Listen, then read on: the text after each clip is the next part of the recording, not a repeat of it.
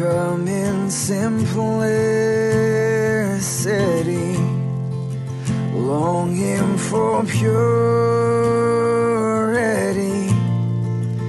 to worship you in spirit and truth. Only you, Lord, strip it all away till only you remain. I'm coming back to my first love. Only you. You're the reason I sing, the reason I sing. Yes, my heart will sing how I love you,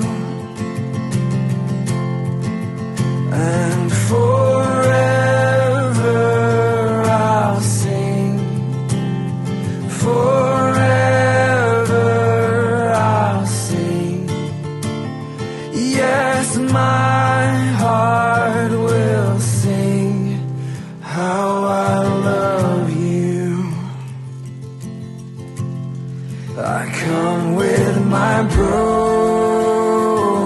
song, to you the perfect one, to worship you in spirit and truth.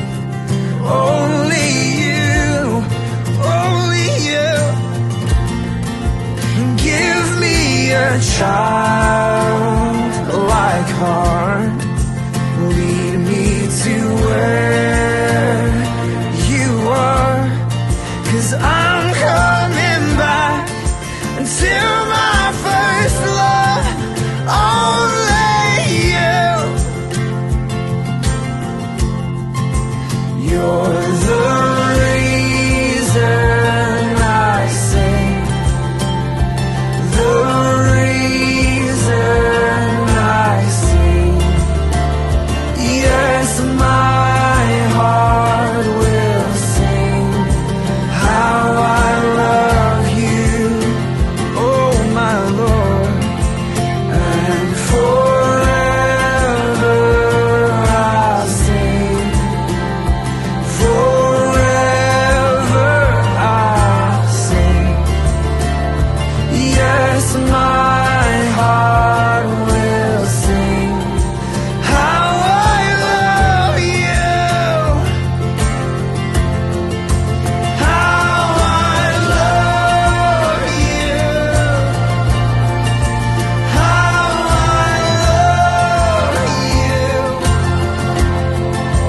how I love you, my first love, how I love you,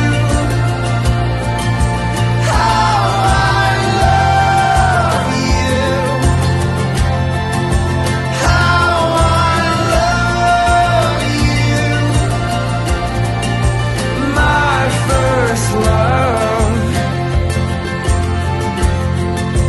You're the reason I sing, the reason I sing.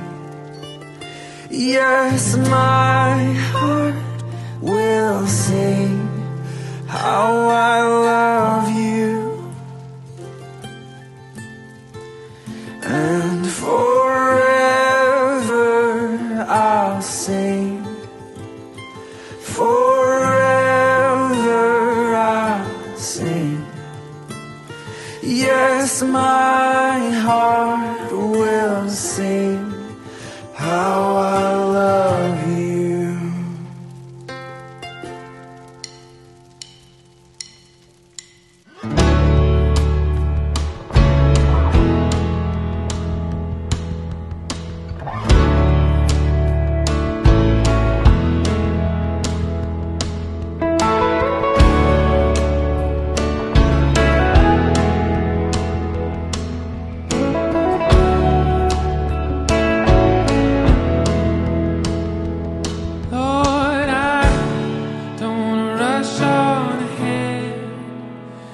my own strength when you're right here. Lord, I don't want to rush on ahead in my own strength when you're right here. I'm not in a hurry when it comes to your spirit, when it comes to your presence, when it comes to your voice. I'm learning to listen, just to rest in your nearness. I'm starting to notice you are speaking.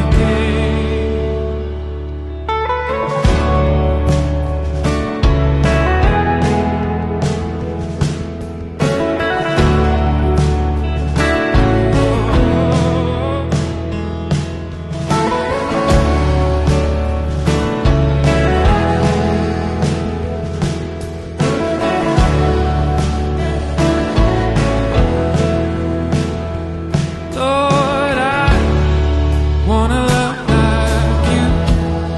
I wanna feel what you feel. I wanna see what you see.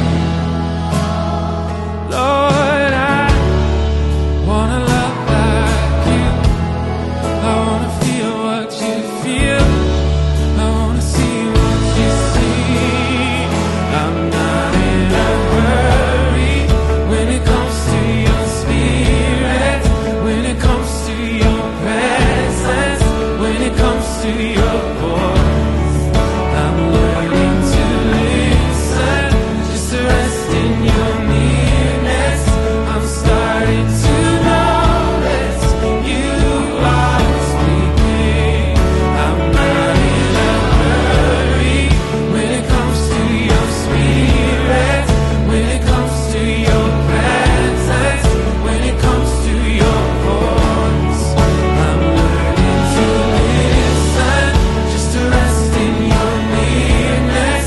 I'm starting to notice you are speaking.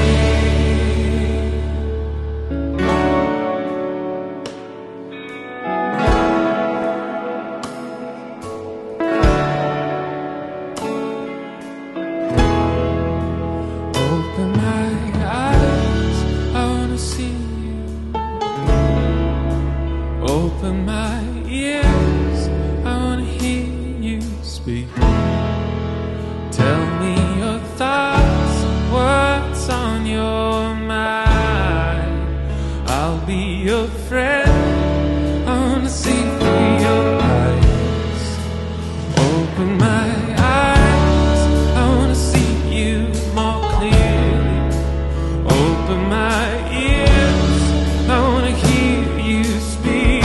Lord, tell me your thoughts, what's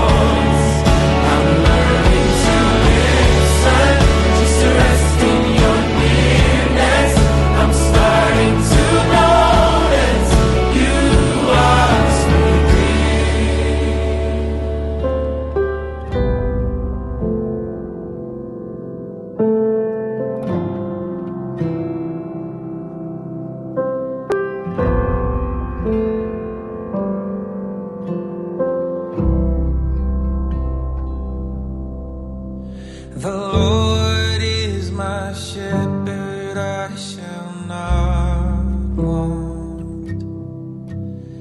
In green pastures he makes me lie down. He restores my soul and leads me on for his name, for his great name. Surely goodness, surely mercy, right beside me, oh my days, and I will dwell in your house forever, and bless your holy name. You prepare a table right before me, in the presence of my enemies. Though the arrow flies and the terror of night is at my door, I'll trust you, Lord. Surely goodness, surely mercy, right beside me, all my days, and I will dwell in your house forever, and bless your holy name. And even though I walk through the valley of the shadow of death, I will fear no evil.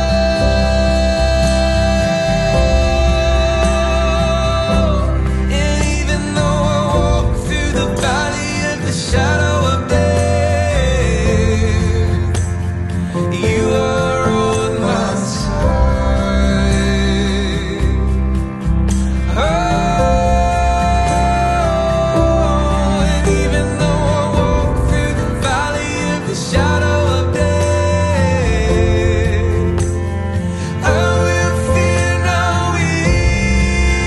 evil.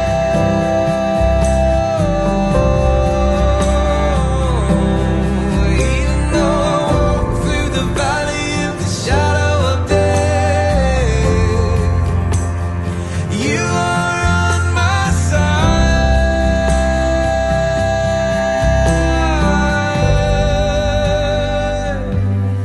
Surely goodness, surely mercy, right beside me, all my days, and I will dwell in your house forever, and bless your holy name.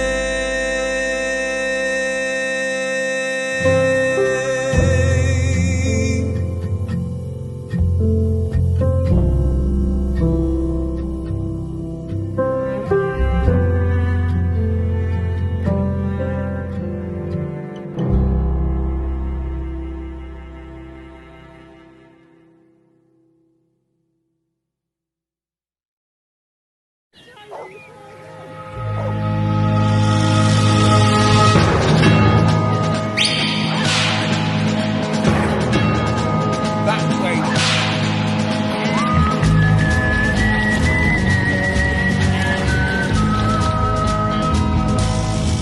We're getting there. We're getting there. Well, that's better. That's better. That's better. That's more like it now. Stand there.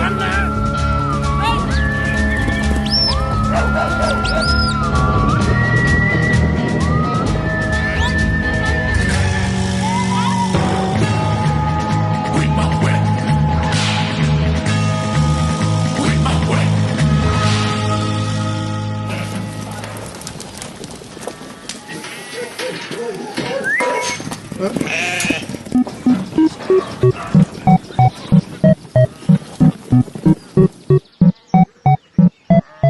sure some of them pong, but... Right, I'm aiming for that snake over there, then, yeah?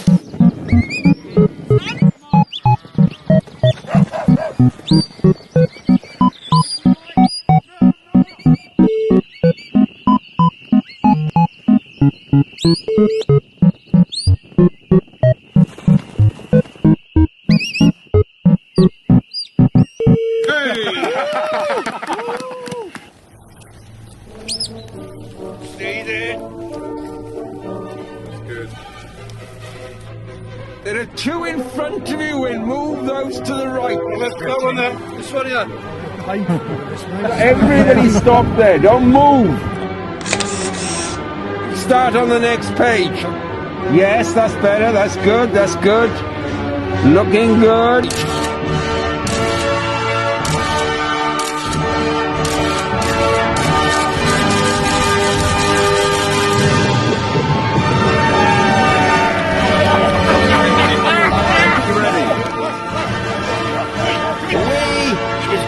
Let's get away. That's it.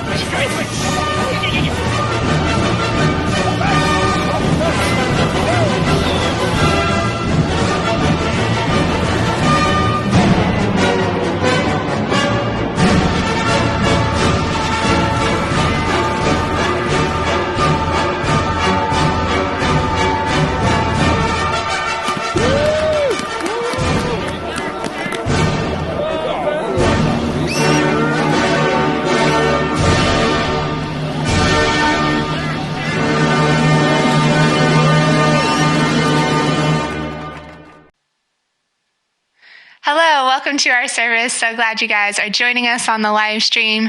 So we just watched a video of some pretty extreme shepherding, making the Mona Lisa, having a fireworks light show. I don't know how they do that with the sheep. That's crazy. But the reason we watched that is because today we are talking about another I am statement of Jesus, where he said, I am the good shepherd. Was he the extreme shepherd? I don't know, but he was a good one. So we're going to dive into that today, and Brad's going to lead us through what is the good shepherd all about. What can we learn about God and Jesus through the good shepherd?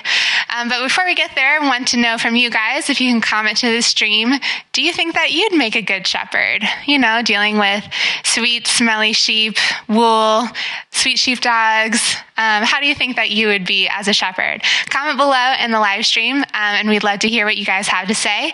And while you're doing that, just a couple announcements. So first, we are doing DR at home.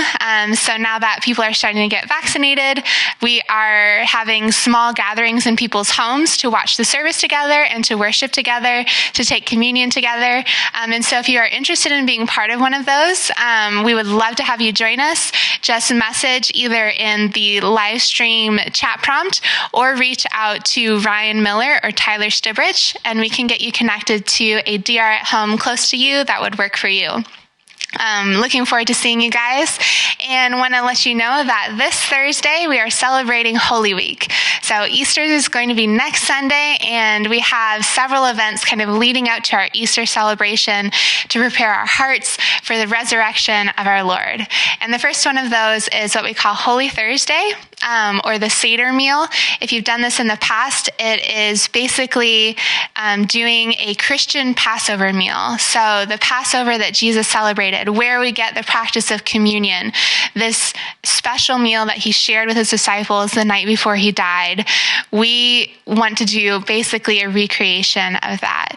And so if you're interested in joining, we are going to be doing these in our DR at home groups so that they will be smaller, more intimate groups, but we'll share a meal together. We will walk through what a traditional Jewish Passover looks like, but with the lens of Jesus, and being able to see how has God been foretelling about Jesus throughout all of the Old Testament. How has the whole Bible been leading forward to the culmination of this event? So if you're interested, again, comment in the stream or reach out to Ryan Miller or Tyler Stibrich, and we'll get you connected to a Seder meal. And then after Thursday, this Friday is Good Friday. We'll remember Jesus' death on the cross. So check in the stream for the details on where that is and the time. And we'll have a special service remembering Jesus' sacrifice for us. And all of those are to lead up to Easter, which is the resurrection of our Lord. And we want to celebrate. And so we're going to have special services at our DR at home. And then we're also going to get together outside to have a picnic. It's bring your own food. So whatever floats your fancy for Easter, bring that with you. So you don't have to worry about sharing utensils or people reaching and touching the same food. But we'll all gather in the same space outside and share a celebratory meal together. So just want to get you guys excited about Easter coming and this special season. And we really hope that you join us for these special events leading up to Easter. And that's all we have for announcements. So let me pray as we get started for our service. Lord, I thank you for how good you are, that you are a shepherd who cares for us, whether we are smelly or dumb or covered in lights. Thank you for being our good shepherd, Lord, and we look forward to learning more about how you shepherd us, how you care for us, and we love you so much. I pray over Brad as he speaks, over our worship, as we worship you together, Lord, and thank you for being good. In Jesus' name, amen.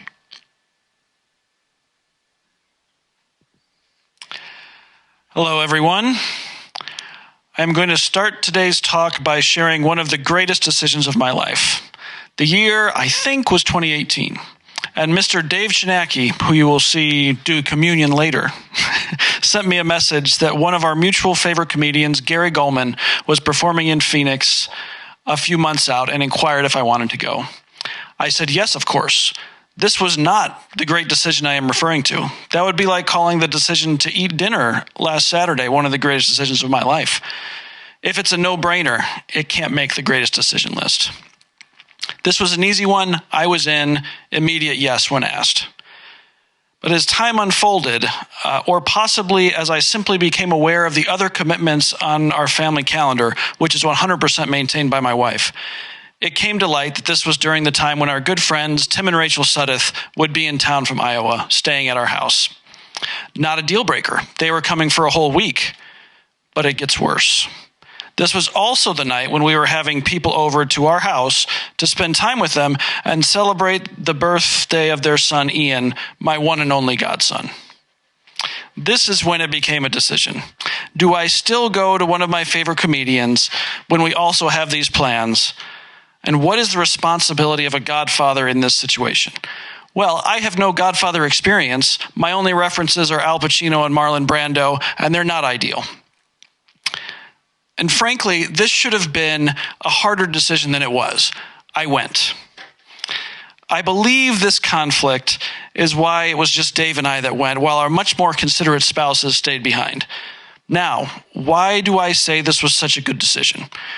Well, as we have now learned through this pandemic, gatherings such as this one carry risk. And while the novel coronavirus did not exist yet, the stomach flu certainly did. And of the 20 people at this gathering, 13 were violently vomiting within days. 6 of them were staying in my house between my family and the Suddeths. You know who didn't get sick? The ones who chose to go to the comedy show.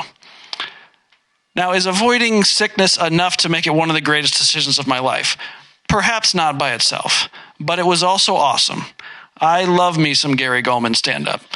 And recently, for no good reason, I've been trying to figure out what I like so much about it. And one of my theories is that he incorporates grammar-based comedy. That doesn't sound funny, does it? Well, let's watch a clip. I envy millennials. Not just their healthier attitude towards sports, but their 9 ESPNs. You have 9 ESPNs? Literally. My generation's version of literally.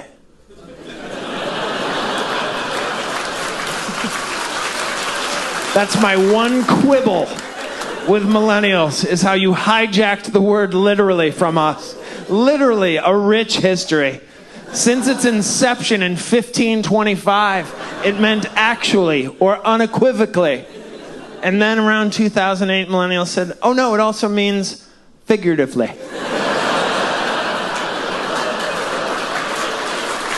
Yes. Yes, it will contain its own antonym. And there's nothing you can do about it. You don't have the energy. You're too exhausted. And you know what? You've destroyed our future and buried us in debt. It's the least you can do is give us literally for the time remaining. See how delightful that is? And he has plenty of other good grammatical comedy. Also quite a bit of math-based stuff. Funnier than you would think as well. But really what I love about this is how well crafted the jokes are. He used antonym as a punchline, which sounds impossible. And he also slipped in both quibble and unequivocally, which seem like well thought out and strong word choices to maximize the funny. And when it comes to comedy and joke writing, I think Gary Gulman is one of the best. I watch his specials, at least 3 of them, over and over again. It annoys my wife, Lacey. She wants to watch things we haven't seen before. So I keep my rewatching of really good stand-up comedy mostly confined to after she falls asleep.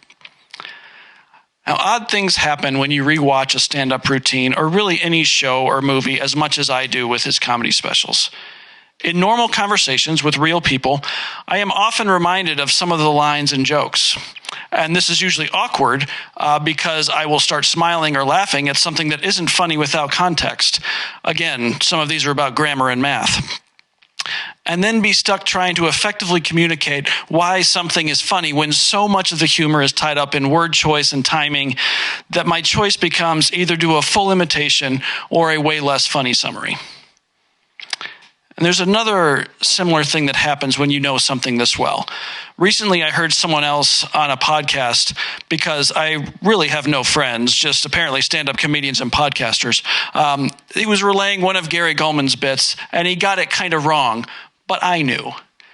I could spot that misquote a mile away because I was so familiar with the source material. And this is what happens when you spend a lot of time listening to a particular voice. You begin to really, really know it. And this is something that I want to get people started thinking about this morning.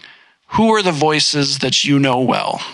Who are the voices that you're so familiar with that you can catch minor inaccuracies and misquotes? And going one step further, who are the voices that you really listen to and let impact you? We see the evidence of the voices that really influence people's lives all around us. People who are extremely formed by the media or news they consume, by people they follow on social media. Have you ever talked with someone you could pretty quickly tell which news outlets they stick to or which voices have influence over their lives? My question for us is, who are these voices in our lives? And where on the time and influence list does Jesus' voice fall when people think about you? Now, what does this have to do with shepherds? We're in a series where we are seeking to understand Jesus better by looking at how he describes himself in the Gospels with his bold I am statements. So then what is all this talk about voices? This week, as the title and the slides say, we're talking about Jesus' statement, I am the good shepherd. And there are really 2 aspects of this statement and the shepherd metaphor that we will look at this morning. But to start, let's read what Jesus actually said so we can learn directly from his voice. This is from John 10. It says, I am the good shepherd. The good shepherd sacrifices his life for the sheep. A hired hand will run when he sees a wolf coming. He will abandon the sheep because they don't belong to him, and he isn't their shepherd. And so the wolf attacks them and scatters the flock. I am the good shepherd. I know my sheep and they know me, just as my Father knows me, and I know the Father. So I sacrifice my life for the sheep. I have other sheep too that are not in this sheepfold. I must bring them also. They will listen to my voice, and there will be one flock with one shepherd. Shepherding was very central to the culture at Jesus' time. For some quick evidence, in the Bible, David was a shepherd, Moses was a shepherd, Jacob and really all of his family that we read about in Genesis and Exodus were shepherds. A ton of the traditional sacrifices in the Old Testament are sheep or lambs. Really, there were tons of sheep in this part of the world throughout all the time the Bible was written, and therefore there were many, many shepherds. In contrast, I know exactly 0 shepherds. I've met a pig farmer, but no sheep herders. Lacey, my wife, grew up in a largely rural area. She knows many farmers, also has not met a real-life shepherd. For curiosity's sake, I looked up if there are any shepherds in the United States. And after correcting Google that I did not intend to look up the number of German shepherd dogs, apparently a much more popular search, I found that in 2007, which was the most recent data I could find, there were approximately 1,500 shepherds in the United States. It's fair to say that there is a massive disconnect in understanding of what labeling someone a good shepherd means between Jesus' audience and us today. So to help us understand what I think his audience would have instinctually known, I found a story that gets at one of these core ideas really well. This is from a book called Jesus of Palestine by Eric Bishop. The passage says, "During the riots in Palestine in the middle 30s, a village near Haifa was condemned to collective punishment by having its sheep and cattle sequestrated by the government. The inhabitants, however, were permitted to redeem their possessions at a fixed price. Among them was an orphan shepherd boy, whose 6 or 8 sheep and goats were all he had in the world for life and work. Somehow he obtained the money for their redemption. He went to the big enclosure where the animals were penned, offering his money to the British sergeant in charge. The NCO told him he was welcome to the requisite number of animals, but ridiculed the idea that he could possibly pick out his little flock from among the confiscated hundreds. The little shepherd thought differently, because he knew better, and giving his own call, for he had his shepherd's pipe with him, his own separated from the rest of the animals and trotted out after him."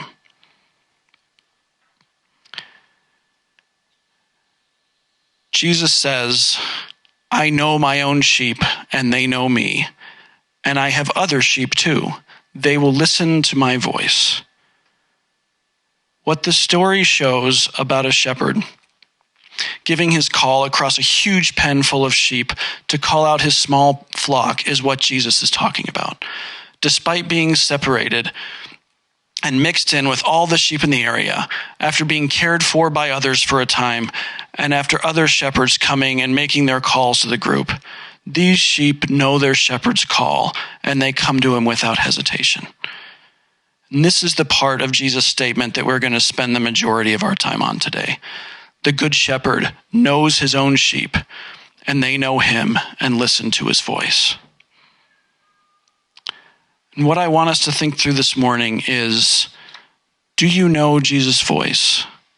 Is he your good shepherd? I started by talking about how many times I've watched Gary Goldman's comedy specials, such that if someone tries to quote one of them poorly, I immediately know. Or if someone tries to attribute one of his bits that I know so well to someone else, or they don't quite remember who the comedian was, I'm all over it, and I can give Gary Goldman his due. I can do the same for several other comedians, and there are certainly other forms of media or voices like this that I know really, really well. There's a Cubs blog where I feel like I can pick out the main writer's take on things without much effort. I've listened to hundreds of episodes of some podcasts, such that I really know the voices of those who create them. And there are also pastors or Christian writers I have listened to so much or read to the point of really knowing their voices. I listened to John Ortberg's sermons for years while he was the pastor at Menlo Park, and his is a voice that I know really well as a result. And really, these examples are just people that I don't actually know in real life. And as is always the case in these situations, what you get with published works is only a version of the person, only some aspects of their voice. With comedians, this is generally what I want, and that's same with a lot of my podcasts. With the real people in your life, it's different though.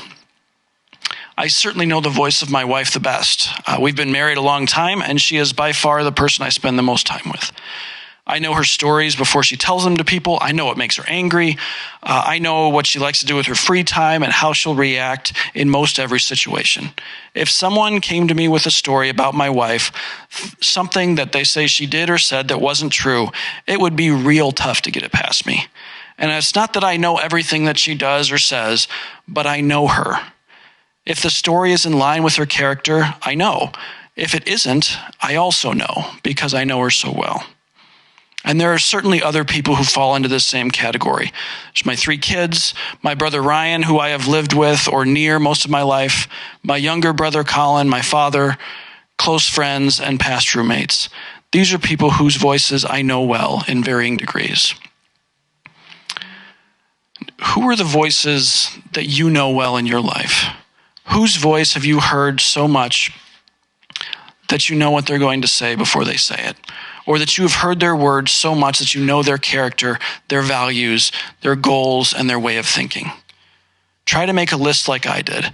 Family, friends, bloggers, news outlets, Instagram personalities, YouTubers, TikTok, whatever it is that people are called on TikTok, podcasters, authors, musicians, poets. Whose voices do you really know?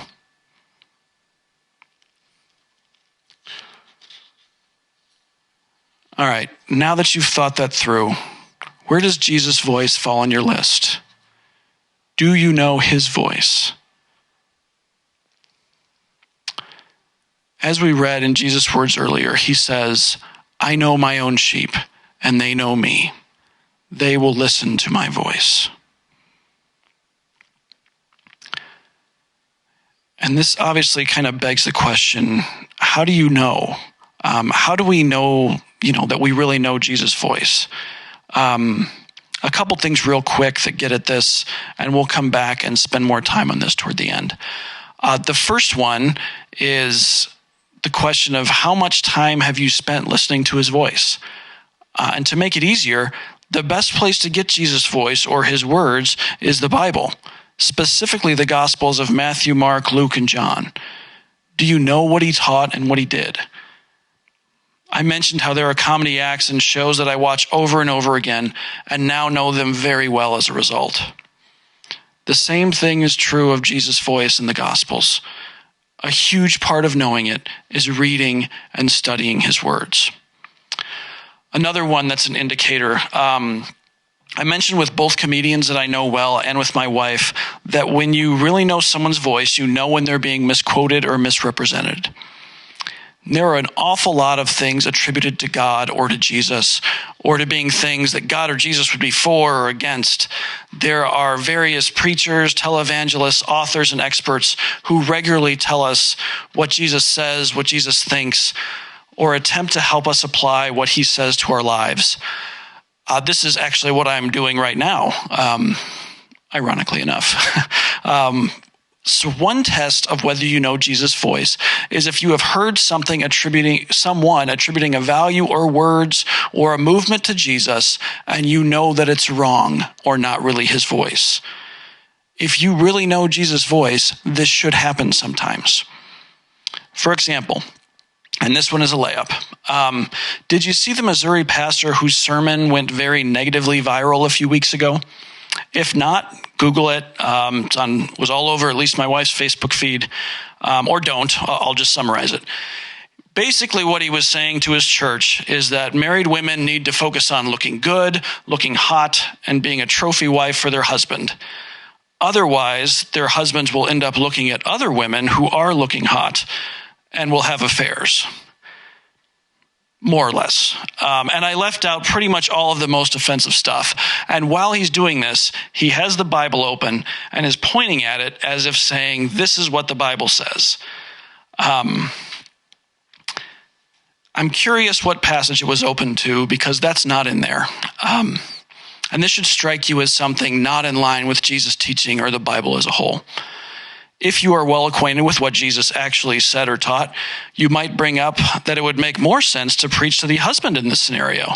Because Jesus actually says, you have heard that it was said, you shall not commit adultery. But I tell you that anyone who looks at a woman lustfully has already committed adultery with her in his heart. Strangely, it does not say that it's the woman's fault if her husband looks lustfully at another woman. What this preacher is doing is basically a form of victim blaming, which is very out of character for Jesus in the Bible. The idea that Jesus would pile on the person who has been wronged or mistreated versus advocating for justice on their behalf sounds wrong based on what I know about Jesus. All over the scripture, we see examples of Jesus or God as a refuge for the oppressed, for the wronged and the marginalized.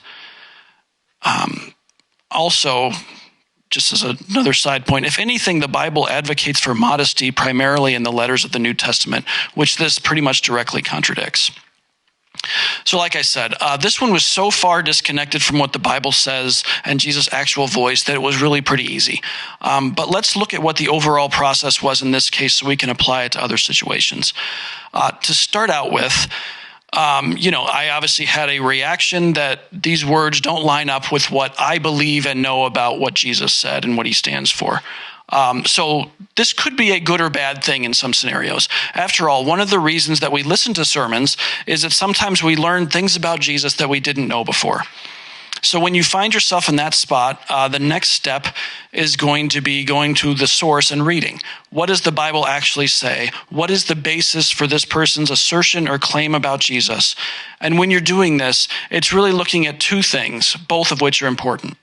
The first one is, what is the basis for what this person is claiming about Jesus, and is it consistent with what Jesus says himself? The second one is similar, which is, what is the basis for what I currently believe about Jesus that is at odds with what is being claimed by this person, and is that consistent with what Jesus himself says? Now, in this case, reading the Bible and Jesus' actual words quickly tell a different tale than the Missouri pastor did.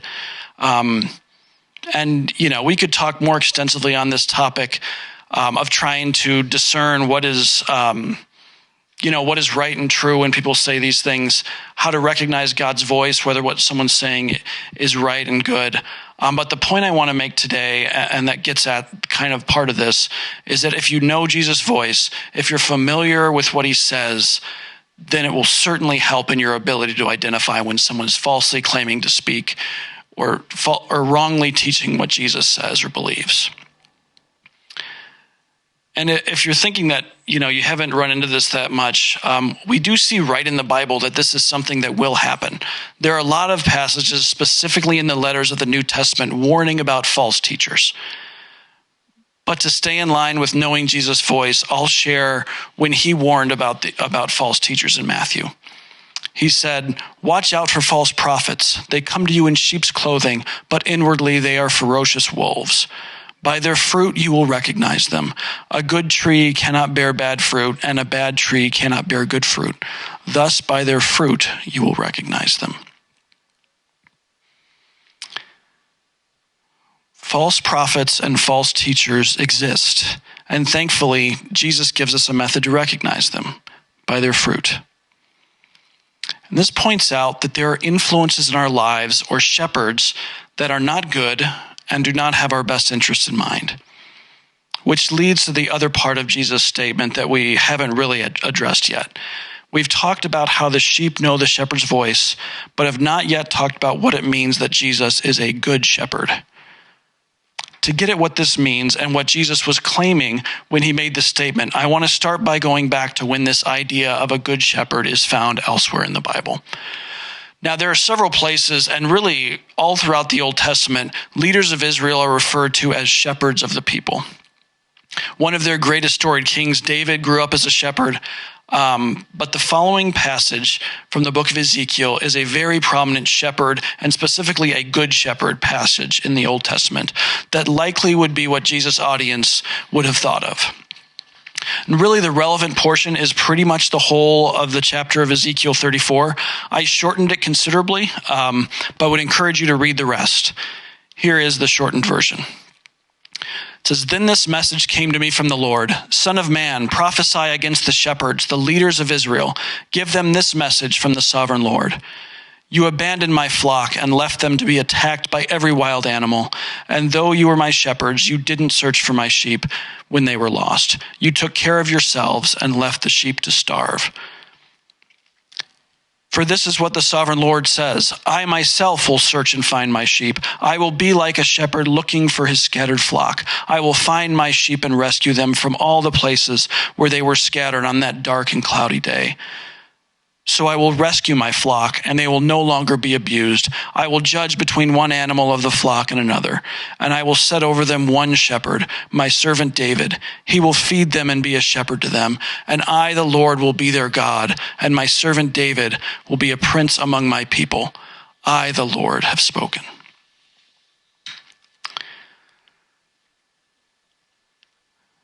All right, to kind of help with that summary, the version that I use, which is the New Living Translation, the second half of that is labeled the Good Shepherd. And what this chapter is doing is contrasting the bad shepherds, the leaders of Israel, which is what the first half of the chapter talks about, with the Good Shepherd, which from the passage sounds like it's a combination of God himself as the shepherd and then the one shepherd, the servant David.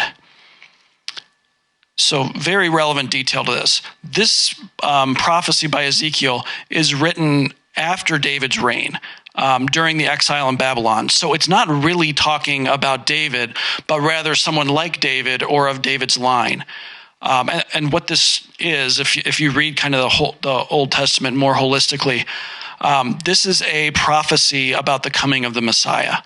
So when Jesus says he is the good shepherd, he is saying that he fulfills this prophecy from Ezekiel.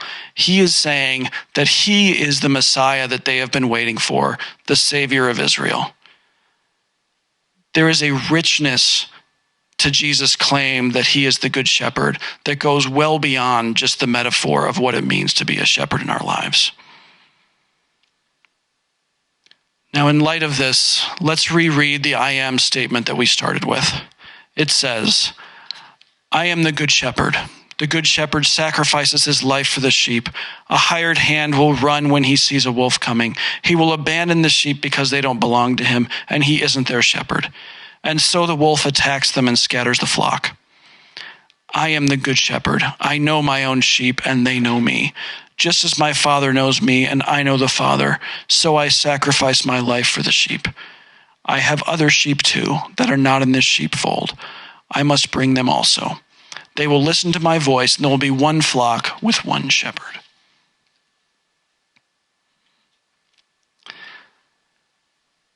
In this passage, Jesus is saying that he is the Messiah of the prophecy, that he knows his sheep and they know him. This is referring to his reception by the people of Israel. The part about the Father knowing him and him knowing the Father is Jesus claiming to be the Son of God. And it's also him saying to the people of Israel that if they really know God, who they claim as their own, Yahweh, that they will recognize Jesus as his Son, that they will know him because they know the Father. This was basically Jesus calling out the Pharisees and the teachers of religious law who didn't believe in Jesus and who ultimately are the ones that are trying to kill him. And as we approach Easter, that's kind of where this whole series and this part of the Bible is leading. He's saying to them, if you don't believe me and believe what I'm saying, it means that you don't really know my Father, who you claim to worship. He's telling the crowds not to listen to these powerful leaders and teachers because they're wrong and that they're frauds. And we often think of Jesus as always peaceful. Even the shepherd metaphor is very humble. And, that kind of makes the lead up to Easter and Good Friday a little confusing sometimes. But when you understand what Jesus is saying to these people in power, we see an example of how Jesus is a good shepherd and not a hired hand. Instead of letting his sheep be misled and endangered by the Pharisees, he calls them out as false and even brings up that he has other sheep too, not of the sheepfold, which are the Gentiles, who will also come to him when they hear his voice.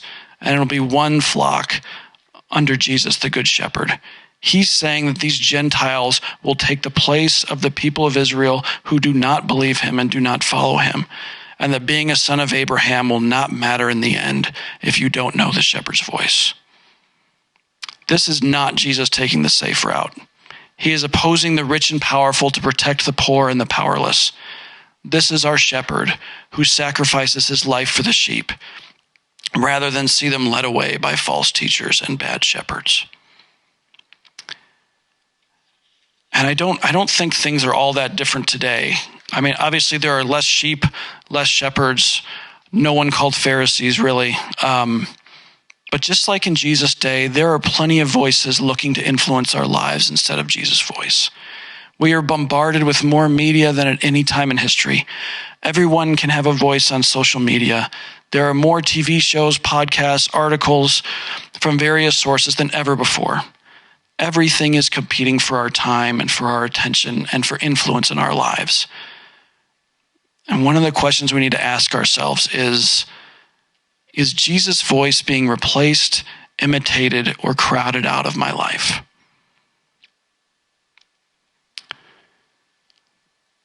The competition for our eyeballs and our ears is intense.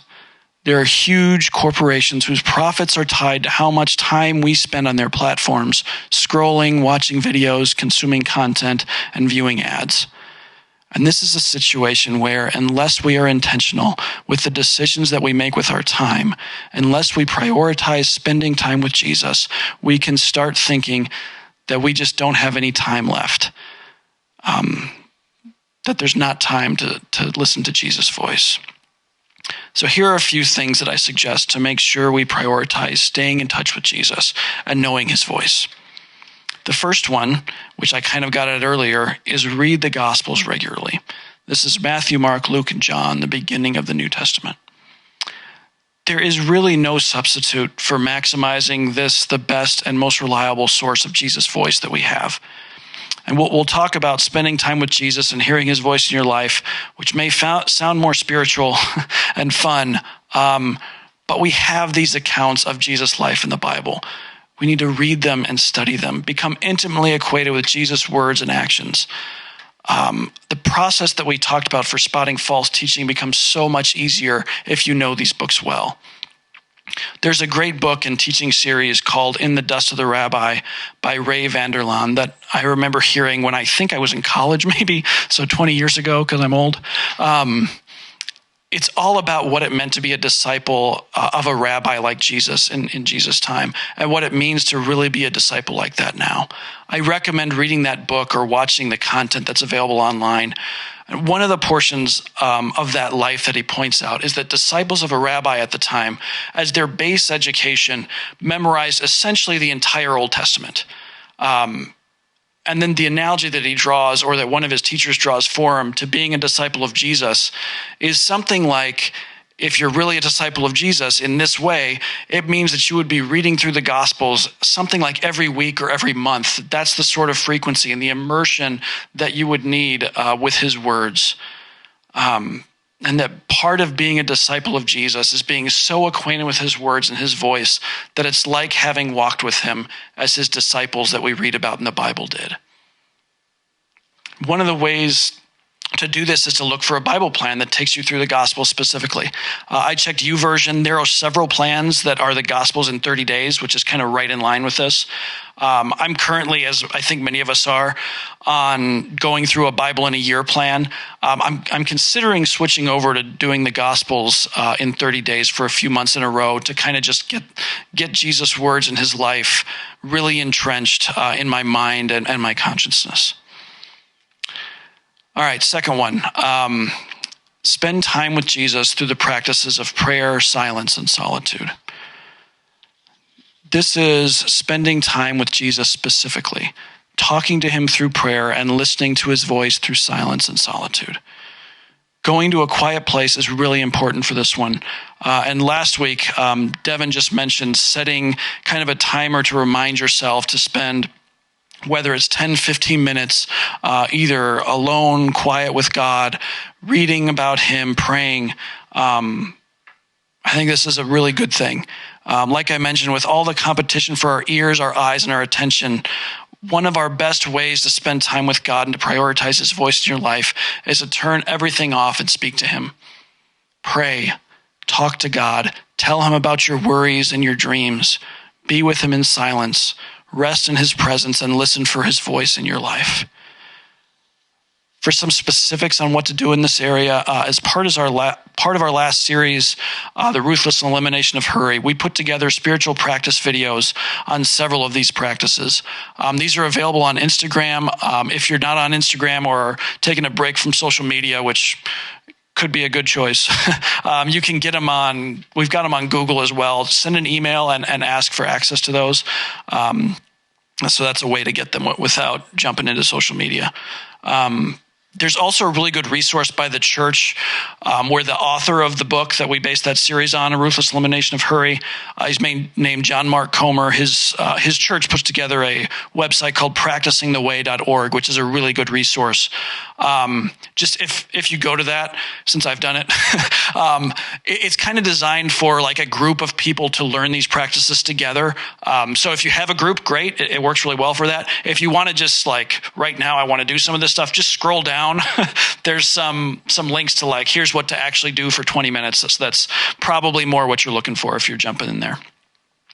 And then further, just to encourage people, I also want to let you know that you don't need to feel like you're doing these things exactly perfectly. By far, the main thing is to do them. Obviously, the practices of prayer, silence, and solitude are way older than the website I just gave you or the videos that we've made. By far, the most important thing is to do them. Block off 10, 15 minutes to start and spend time praying and being with Jesus. It's okay if you don't know what you're doing. Really, you just need to start by doing it. You can talk to Jesus as you would another person, either out loud, you can talk to him kind of in your head. That's a good start. Jesus wants you so much more than he wants perfect practice out of you. And the last thing that I want us to consider again is, what other voices do we let speak into our lives, and are we keeping their influence at an appropriate level? One point that I didn't really touch on much is that an entertainment-based voice like Gary Gulman isn't really meant to shape my life. I highly value his comedy, his ability to craft a joke, and his latest special has some really good perspective on depression, which isn't usually what you expect in a comedy special. But I'm not really looking to him for how to live my life. Whereas with Jesus, I really am. The last thing that I want us to consider is, what other voices do we let form us in this more fundamental way?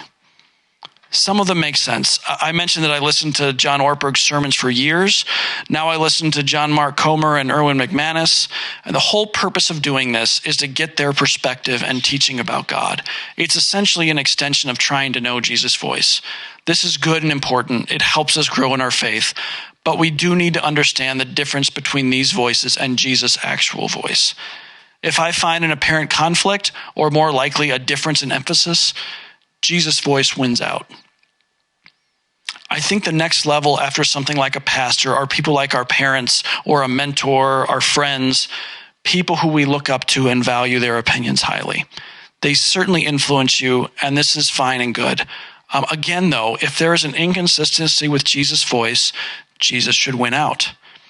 And there are a lot of areas where having these types of human role models and influences is really useful, especially in areas of modern practicality that Jesus doesn't really specifically address. And I can keep going in this point, but suffice it to say that the things we spend our time listening to, paying attention to, that we spend our time on, all of these things influence us. Our first plan to address this is to become more acquainted with Jesus' voice. But we may also need to understand our other influences and cut out things that pull us away from him. Because Jesus is meant to be our shepherd. His voice is the one that we should know and follow before others.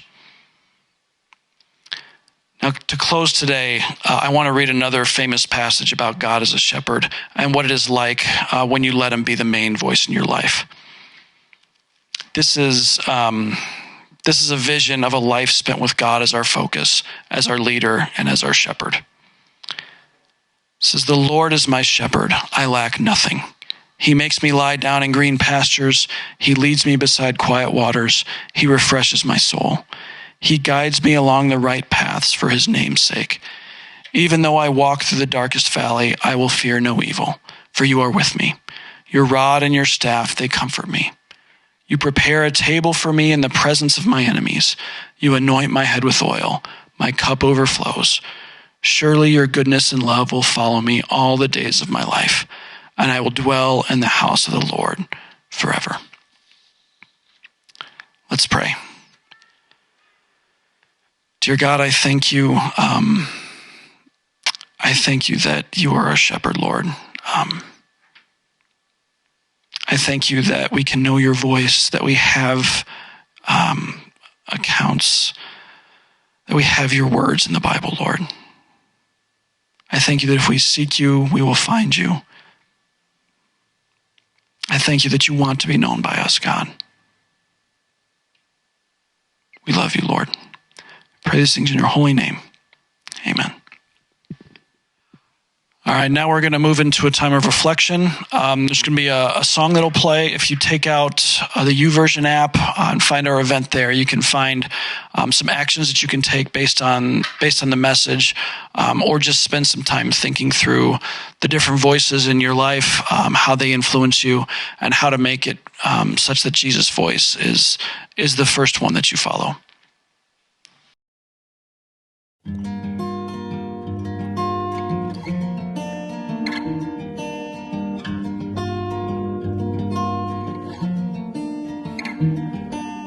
Lord of the mountains and sea, you are treading a path for me. God of the seasons and sky, you have always been holding my life. And Lord, you are the shepherd of my soul. So I lay down my plans, I give up my rights, let you take control of this surrendered life.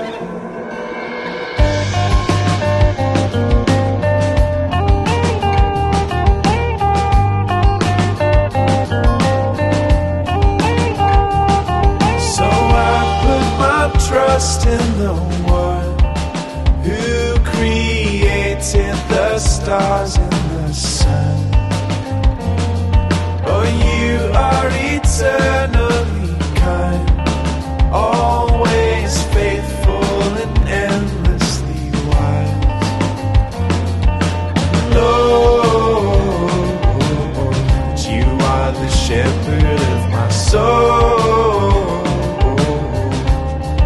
So I lay down my plans, I give up my rights, let you take control of this surrendered life.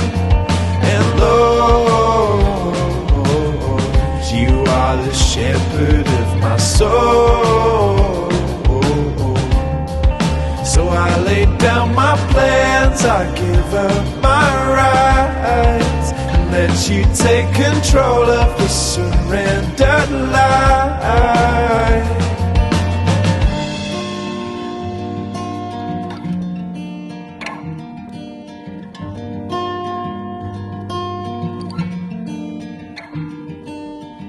You comfort, you sustain, in shaking you remain, unmoved and unafraid, forever and always you lead me, by still waters lead me, through the valleys lead me, in your wisdom shepherd of my soul. You comfort, you sustain, in shaking you remain, unmoved and unafraid, forever and always you lead me, by still waters lead me, through the valleys lead me, in your wisdom shepherd of my soul.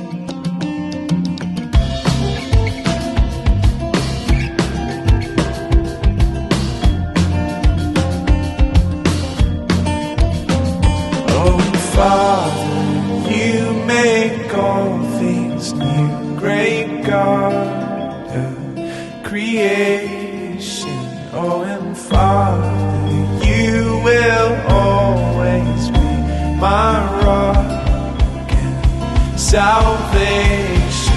Whoa,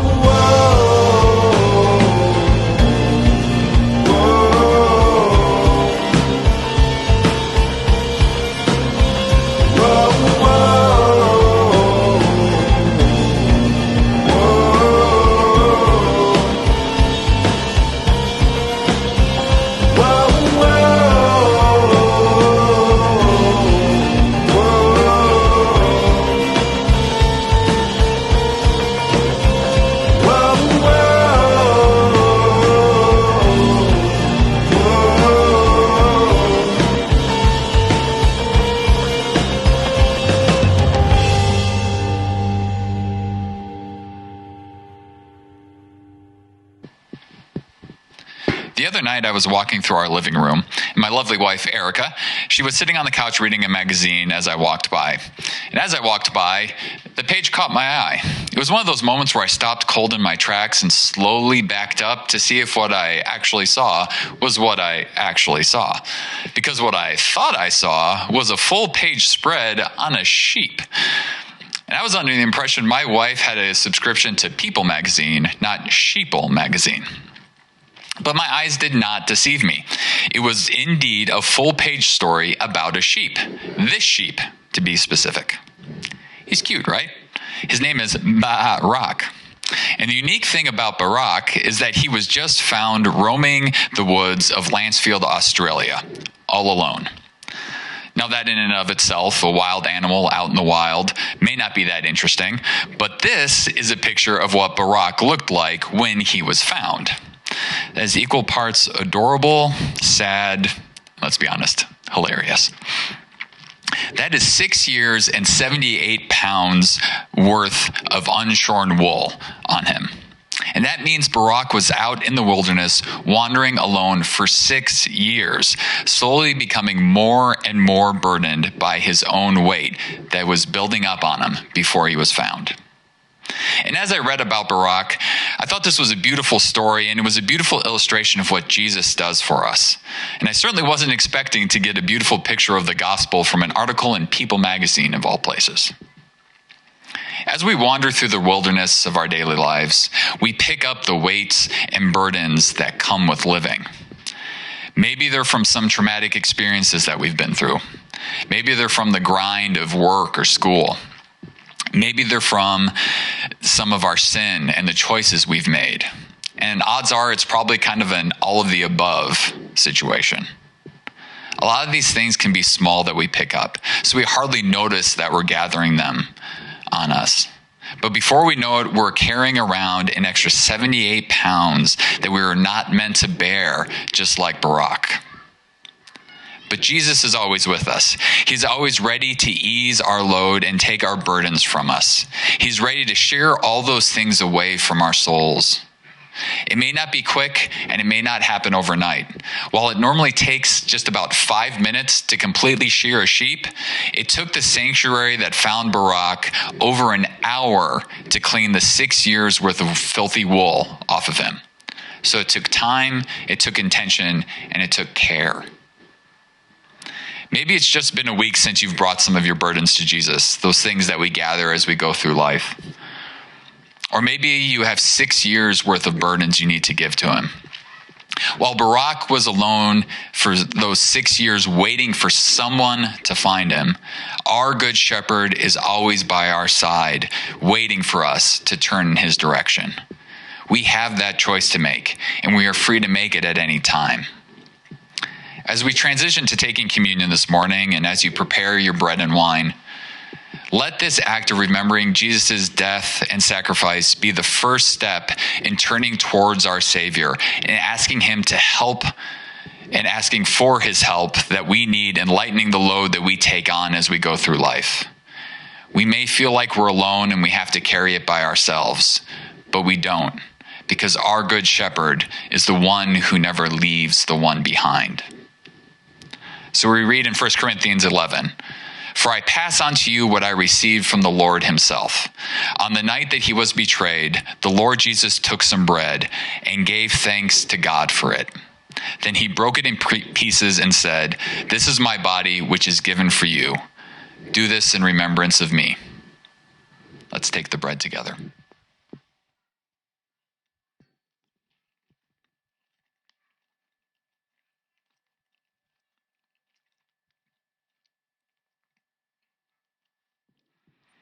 In the same way, he took the cup of wine after supper, saying, "This cup is the new covenant between God and his people, an agreement confirmed by my blood.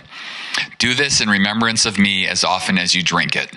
For every time you eat this bread and drink this cup, you are announcing the Lord's death until he comes again." Let us drink of the cup together.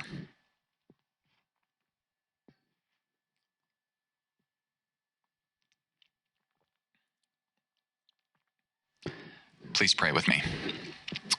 Dear Heavenly Father, we thank you that you sent your Son, that he died and rose again for our sake. We thank you that we can be there with him and that he's always with us.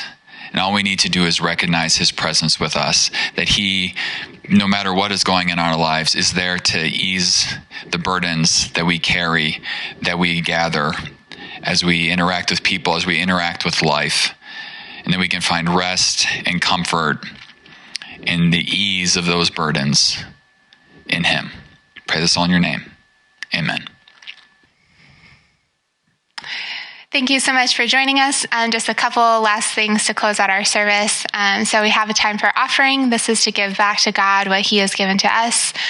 Just as a reminder that everything that we have from God is a gift. It's not ours anyway. And so offering is a really great heart orientation practice to release from the stronghold of money and possessions in our lives. And so we offer this as a chance for you to do that. And if you are just visiting us for the first time or just joining our live stream or don't feel comfortable with tithing, please feel no obligation to give.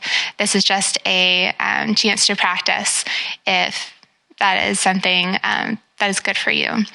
Next, I want to invite you back for our service next week. It will be Easter. We will be celebrating our risen Lord, and we're so excited to celebrate with you. And before he died, Jesus said, "I am the resurrection and the life."